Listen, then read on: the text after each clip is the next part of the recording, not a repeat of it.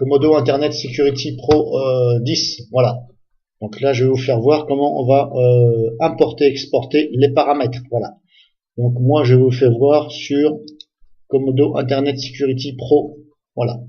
Peut-être que pour vous, ce sera Comodo Firewall Free. Voilà. Après, c'est à vous de voir. Donc, importer, exporter les paramètres. Qu'est-ce que c'est et à quoi ça sert?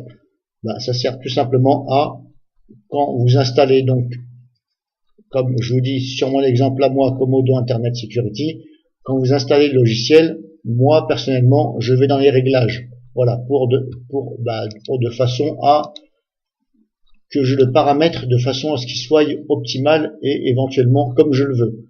Voilà. Donc par exemple, quand vous ouvrez l'interface, ça, je vous conseille de toucher aux personnes qui connaissent. Ceux qui ne connaissent pas, je vous déconseille de toucher, voilà, parce que vous pourriez faire des bêtises et puis après, donc, vous ouvrez l'interface, vous allez en paramètres ici, et là vous allez dans configuration ici. Alors, si c'est comme ça, par exemple, hein, vous allez ici paramètres généraux, vous ouvrez configuration. Voilà. Alors là, comme on peut s'apercevoir, j'ai plusieurs lignes. Alors, il est vrai que ça peut porter à confusion parce que Comodo Proactive Security, Comodo Firewall Security. Voilà. Alors pourquoi celui-ci, Comodo Internet Security, c'est marqué activé et là, ce n'est pas marqué activé. Bon, c'est vrai que ça peut porter un peu à confusion. Donc, pour ma part, comme je sais que moi, c'est Comodo Internet Security Pro, donc je pense que c'est pour ça qu'il m'a mis ici Comodo Internet Security. Donc, je sélectionne la ligne, voilà, un seul clic gauche. Ensuite, soit vous faites exporter, ou alors vous faites un clic droit dessus, et là vous faites exporter. Voilà. Et là vous avez ce message-là. Donc là vous faites oui. Voilà. Hop, on fait oui, on attend quelques secondes.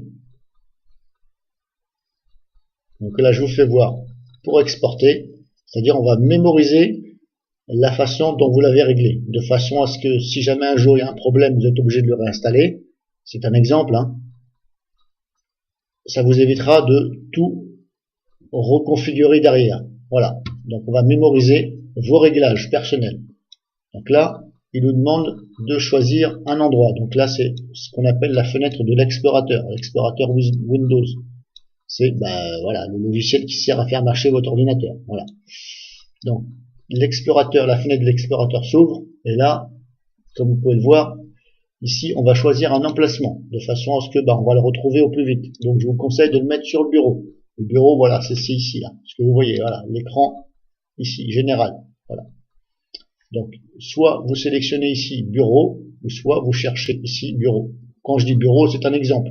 Voilà, je prends l'exemple du bureau, ici, là, c'est ce que vous voyez là, où il y a tous les raccourcis, parce que comme ça, vous allez le voir, et le voir au plus vite. Voilà, vous êtes sûr que vous allez le voir. Parce que si vous le mettez dans un dossier, là, vous n'allez peut-être pas le retrouver. Tandis que sur le bureau, il sera visible tout de suite. Donc, comme je vous dis, c'est un exemple. On met soit bureau là, ici on sélectionne, on cherche, voilà, on clique ici, on sélectionne. On vérifie bien que c'est marqué ici bureau. Voilà. Ensuite, ici, sur la ligne nom de fichier, il faut lui donner un nom. Voilà. Alors, vous mettez par exemple config. Hein, voilà. C'est un exemple. Hein, config, Comodo. Voilà, Internet Security. Voilà, on met IS10 par exemple. Voilà, là c'est un exemple que je donne. Hein, vous mettez ce que vous voulez. Le tout, c'est de mettre quelque chose dont vous allez vous en rappeler et vous êtes sûr que vous allez vous en rappeler.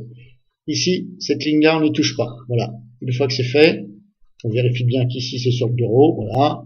Ici, on a bien marqué. On fait enregistrer. Voilà. La configuration a été exportée avec succès. Là, on fait OK. OK, par exemple. Donc là, le fichier est ici. Voilà. Ça a créé un petit fichier comme ça qui fait. Donc, hop, on va recommencer. Voilà, 700 KO, voilà, 733, 700 KO. C'est vraiment un petit fichier. Alors, maintenant, quand vous allez vouloir donc suite par exemple à un crash, voilà, ou alors vous êtes obligé de réinstaller votre Windows, voilà, pour X raison, voilà. Vous allez devoir donc réinstaller l'antivirus ici, à condition que ce soit le même. Hein. Si ce n'est pas le même antivirus, il ne sera pas utile de garder donc ce fichier-là. Si vous réinstallez le même antivirus, au lieu de vous embêter à rentrer dans les paramètres et régler encore ici, si vous avez touché au réglage, par exemple le thème, activer ou désactiver les options, voilà, et qu'encore une fois, comme je vous dis, soyez quand même sûr de ce que vous faites, ayez des connaissances, voilà. Si vous avez touché au réglage, pour vous éviter de tout retoucher, de tout remettre et de rechercher à nouveau, vous réouvrez l'interface, vous allez encore dans configuration ici, et là vous faites importer. Voilà. Et vous sélectionnez bien sûr ici la bonne ligne, là, ici. Vous sélectionnez la ligne, clic droit dessus, importer. Et là, vous lui faites voir le fichier là. Alors je vous conseille de le mettre sur le bureau et sur une clé USB et éventuellement sur un disque dur externe. Voilà. Ayez toujours deux copies. Voilà. Enfin, quand je dis deux copies, en tout. Hein. Voilà. Pas deux, pas une sur le PC et deux autres. Deux, ça va suffire en tout. Donc, vous lui faites voir là où ça se trouve. Vous la sélectionnez ici, un seul clic, un clic gauche, et là vous faites ouvrir. Voilà. Ensuite, un message va vous demander est-ce que vous êtes sûr? Vous faites oui, voilà, si vous êtes sûr, bien sûr.